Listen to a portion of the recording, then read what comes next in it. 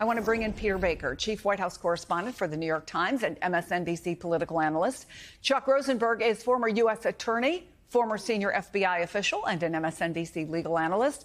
With me here in studio, former Washington Post national columnist Philip Bump, and Michael Hardaway is former communications director and spokesman for House Minority Leader Hakeem Jeffries. Okay, let's start with the law, Chuck. Gabbard says the information she's put out amounts to, and these are her words, new evidence of the most egregious weaponization and politicization of intelligence in American history.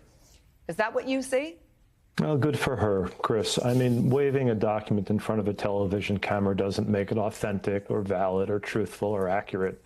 And this may sound incredibly quaint, but if you actually want to charge someone with a crime, try them and convict them, you need this pesky little thing called evidence. And evidence under the federal rules would have to be reliable, relevant, and admissible. So my way of thinking, a House committee report, whether authored by Democrats or Republicans, don't meet any of those standards, and I would discount it entirely. So, Philip, this is something the president has been promising for years, that pesky thing called evidence. And I want to play some of what we've heard over the years. Take a listen. The concept of Russia with respect to us is a total phony story. Meaning the Trump campaign. Of course it's a total phony story. We have to find out what happened. I'd love to find out what happened. But you don't think it's I can tell you one thing. It had nothing to do with us. Looks like a very serious event, but we'll find out. When they look at the documents, I think people are going to see a lot of bad things happen. There's tremendous evidence right now as to how unfairly treated I was. President Obama and Biden spied on my campaign. It's never happened in history. They are trying to steal the election, just like they did it last time with spying, and we caught them, and that included President Obama.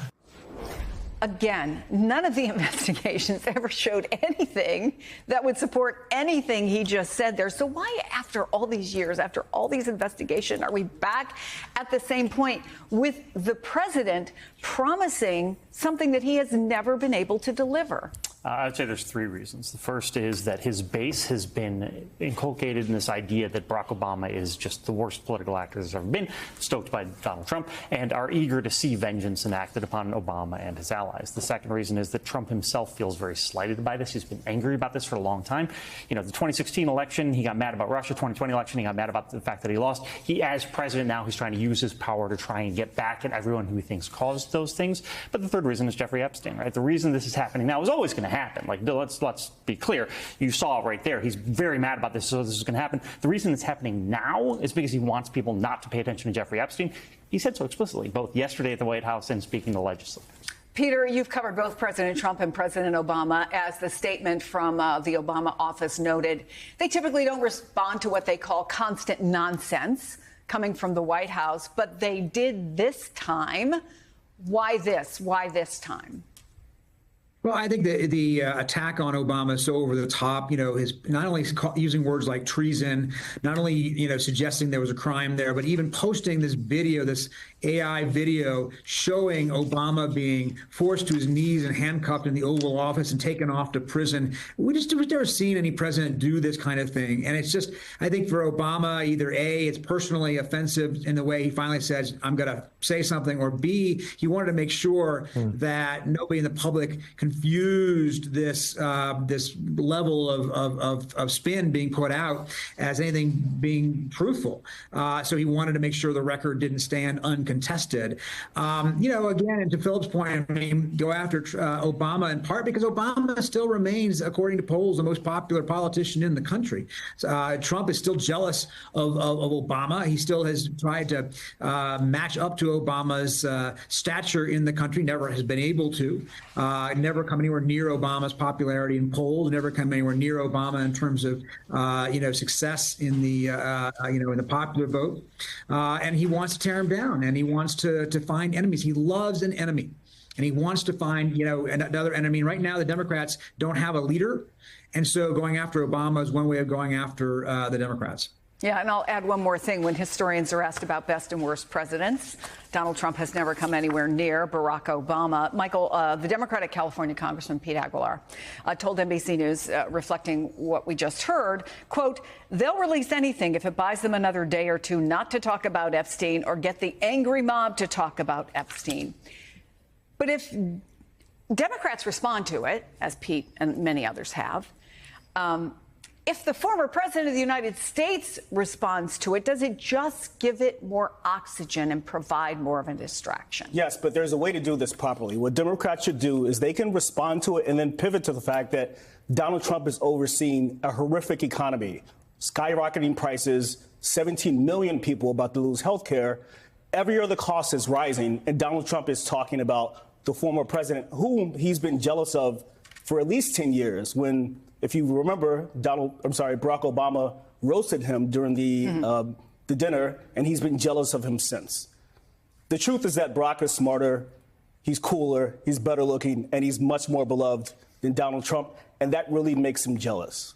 Well, Philip, even if the president wants to distract from Jeffrey Epstein, does it cause even more problems just to go after Obama? And according to Axios, quote, MAGA's expectations are stratospheric.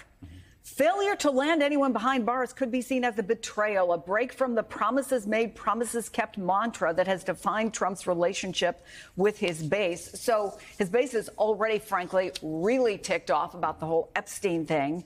So how does shifting to Obama help that? It's not like he's going to get a conviction and land him behind bars. What does he get out of it besides maybe one news cycle? Yeah, I mean, it gets to the personal satisfaction, which we've been talking about. But, I mean, it really does play into this idea that he has presented to his base that he is one of them fighting against the elites. And the challenge of the Epstein thing for him is it's hard for him to dissociate himself from the elite side. In a heated discussion on a recent broadcast, a panel of political and legal analysts dissected former President Donald Trump's persistent claims of election fraud and alleged misconduct by former President Barack Obama.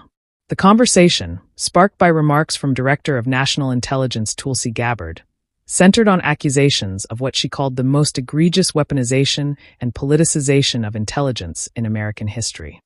Gabbard's claims, backed by a House committee report, were met with skepticism by the panel, who questioned the validity and legal weight of her assertions. Chuck Rosenberg, a former U.S. attorney and senior FBI official, dismissed Gabbard's report as lacking credible evidence.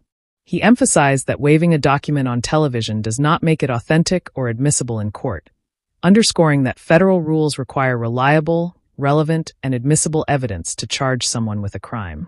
Rosenberg argued that such reports, whether from Democrats or Republicans, fail to meet these standards and should be discounted.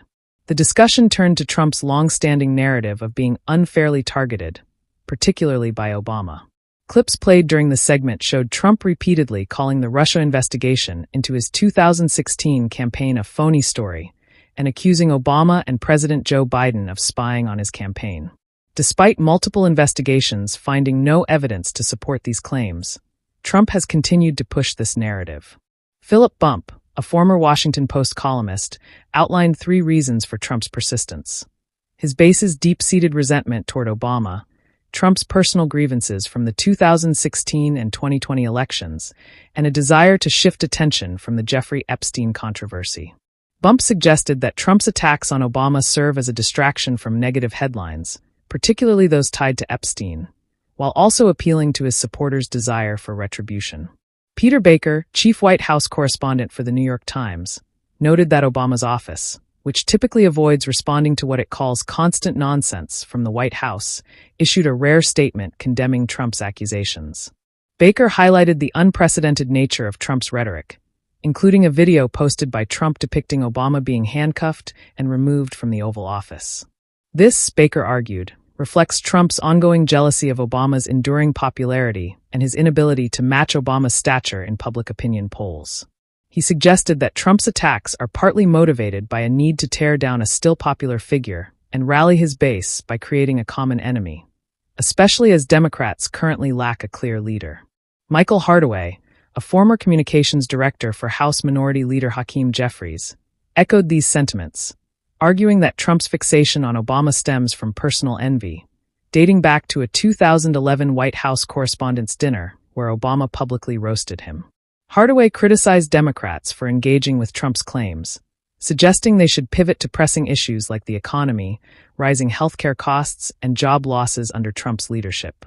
He warned that responding to Trump's provocations risks amplifying his distractions. The panel also addressed the political risks for Gabbard, whom Trump praised for her report, but whose future in his administration remains uncertain. Rosenberg described her criminal referral to the Justice Department as a political stunt with no legal weight, noting that such referrals do not compel action and require substantial evidence for any prosecution. Bump cautioned that Trump's base, already frustrated over unfulfilled promises related to Epstein, may view the failure to secure convictions as a betrayal, further complicating Gabbard's position. Ultimately, the analysts agreed that Trump's focus on Obama and past investigations is a diversion from more pressing governance issues. Baker pointed out that Trump's history of spreading falsehoods, including his baseless claims about Obama's birthplace, underscores a pattern of using misinformation to deflect criticism. The panel concluded that while Trump's tactics may offer short-term political gains, they risk further alienating his base if they fail to deliver tangible results, leaving the administration mired in recycled controversies rather than addressing substantive challenges.